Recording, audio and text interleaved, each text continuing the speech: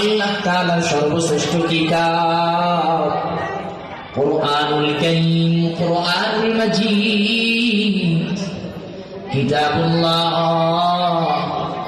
আল্লাহ তাআলার পয়গম্বর হযরত রাসূল কারীম সাল্লাল্লাহু আলাইহি ওয়াসাল্লামের উপর অবতীর্ণ করেন। এই চারটা কিতাব আল্লাহ তাআলা বড় বড় চারজন নবীর উপর অবতীর্ণ করেছেন। এই যত কিতাব আল্লাহ তাআলা অবতীর্ণ করেছেন সব থেকে দামি কিতাবের নাম হলো কোরআন মাজিদ।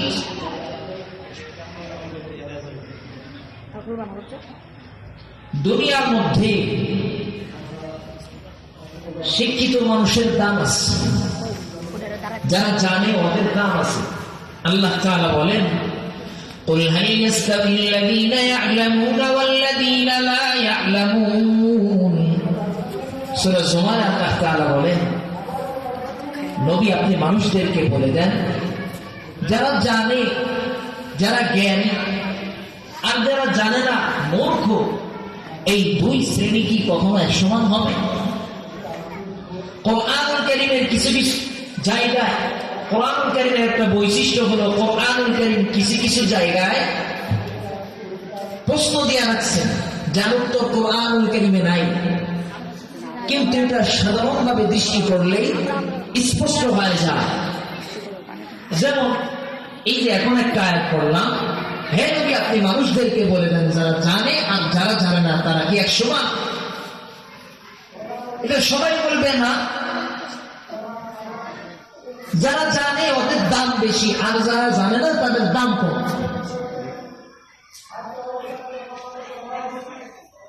তো এই দুনিয়ার মধ্যে সর্বশ্রেষ্ঠ শিক্ষা হলো কোরআন, কোরআনের শিক্ষা। আল্লাহ সুবহানাহু ওয়া তাআলার নিকটে শিক্ষিত মানুষের দাম আছে, আল্লাহর কাছেও শিক্ষিত মানুষের দাম আছে। অশিক্ষিত মানুষ থেকে শিক্ষিত মানুষের মূল্য আল্লাহ তাআলার কাছে বেশি। সূরা রহমান আল্লাহ তাআলা বলেন, আর রহমান দয়াময় আল্লাহ আল্লামাল কোরআন।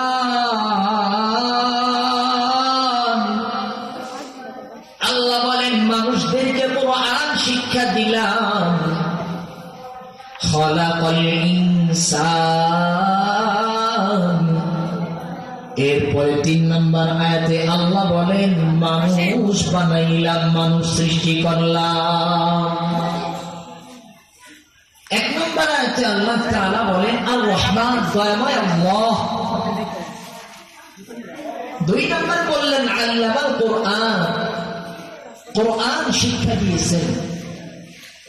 এখানে কয়েকটা বিষয়, একটা বিষয় হলো রহমান পরিচয়, রহমানকে যিনি কোরআন শিক্ষা দিয়েছেন, যিনি মানুষ সৃষ্টি করেছেন।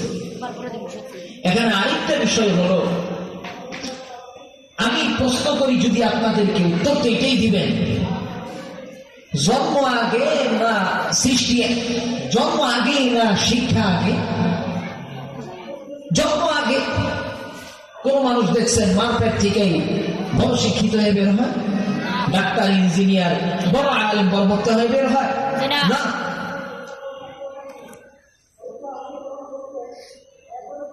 তো আল্লাহ তাআলা কেন বললেন আগে মানুষকে শিক্ষা দিয়েছেন, এরপর আল্লাহ সুবহানাহু ওয়া তাআলা বললেন মানুষ বানাইছেন এরপরে? এর উত্তর হলো, আমাদের দেশে কিছু শিক্ষিত মানুষ যদিও নিজেকে শিক্ষিত দাবি করে কিন্তু আসলে অশিক্ষিত। যেমন কুখ্যাত লেখক, কুখ্যাত নাস্তিক তসলিমা নাসরিন, নাম শুনছেন না আপনার? সেই জ্ঞানী মানুষ, দুনিয়াবি ইলম, দুনিয়াবি জ্ঞান, দুনিয়াবি পড়াশোনা তার কাছে আছে, কিন্তু শিক্ষিত হয়ে অশিক্ষিত হাজার হাজার মানুষ আছে। এরকম আল্লাহ উপরে আঙ্গুল তুলি,